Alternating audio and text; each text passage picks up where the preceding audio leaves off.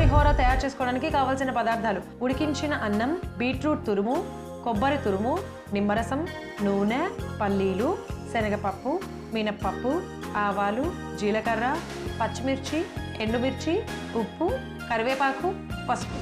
Beetroot కొబ్బరి హోర తయారు చేసుకునే విధానం: ముందుగా స్టవ్ వెలిగించి పాన్ పెట్టుకుని 2 చెంచాల నూనె వేసి వేడి చేసుకోవాలి.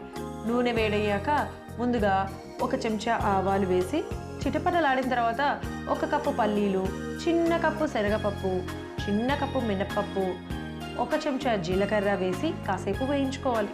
కొద్దిగా వేగాక కరివేపాకు, పచ్చిమిర్చి, ఎండుమిర్చి, చిటికెడు పసుపు, 1 కప్పు బీట్రూట్ తురుము వేసి కాసేపు వేయించుకోవాలి. ఆ తర్వాత 1 కప్పు కొబ్బరి తురుము, రుచికి సరిపడా ఉప్పు, అలాగే ముందుగా ఉడికించి పెట్టుకున్న అన్నం వేసుకొని బాగా మిక్స్ చేసుకోవాలి.